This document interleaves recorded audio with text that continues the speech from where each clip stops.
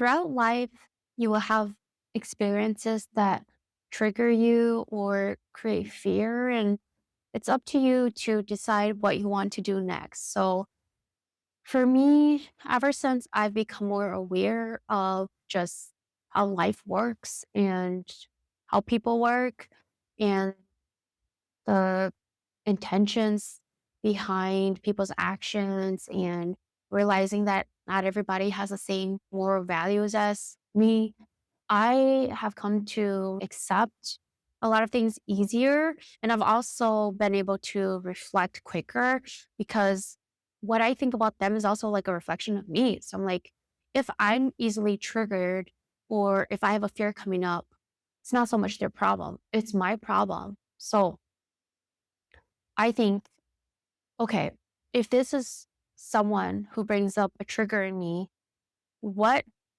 is the purpose of this? Why is this experience happening and why is it coming up now?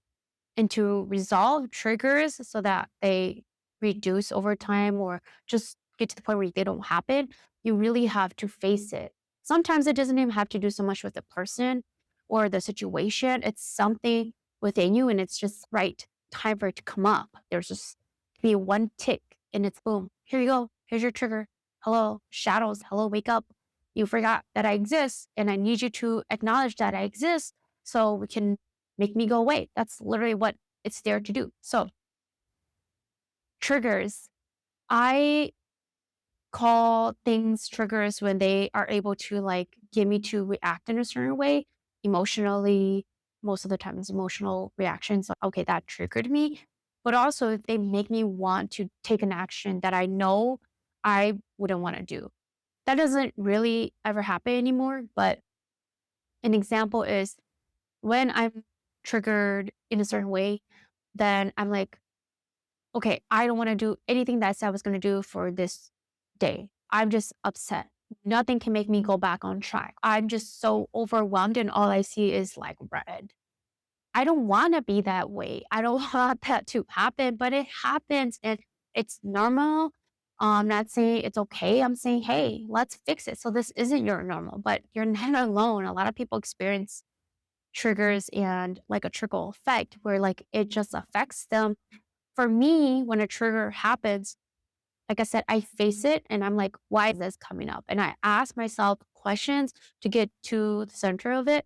And sometimes, especially if it's getting an emotional reaction from me, but I'm able to ask questions and then more emotions come up and I just allow it to come out as I'm asking myself questions and answering those questions. And it's just like a flood of thoughts and emotions. And in the end, it's like clarity because I've faced it, I've acknowledged it, I've seen it for what it is, and I'm fully processing it emotionally, physically, verbally, everything. It's coming out and being cleansed out. And I'm like, I'm done with you, trigger. Like, you have to full cycle allow it to run through.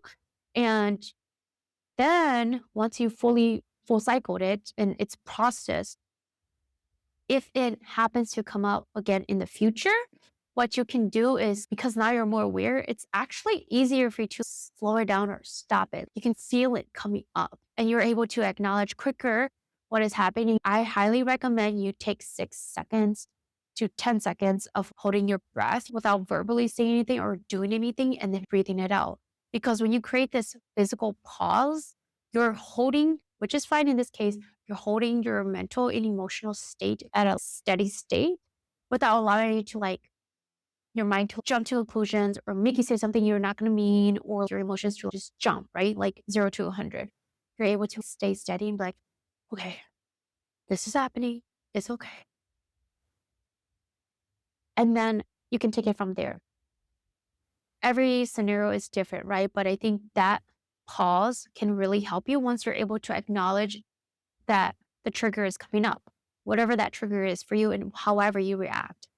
I feel like a lot of people actually are aware of their triggers, to be honest, because they're aware of all the experiences that they have. They just don't reflect. But if you choose to reflect, and really fully feel it and then become self-aware to prevent it from happening, you can really change your life. You will stop repeating cycles because you're not repeating the same reaction. Hopefully that makes sense.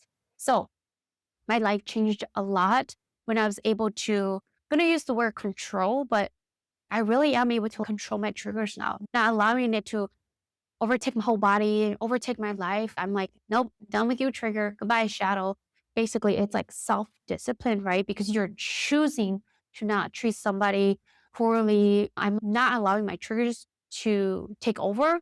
And I'm choosing instead to speak words of love and act on love and just like not allowing, even if I feel like my reaction may feel valid, I choose to not allow it to take over my life. And my life has become more peaceful, and I'm in a more like more often I'm in a state of joy and calm now. And I really wish that for you, but it really has to start with you. I hope that you choose to do this practice to fully, in the end, right, release all your triggers and life will be better.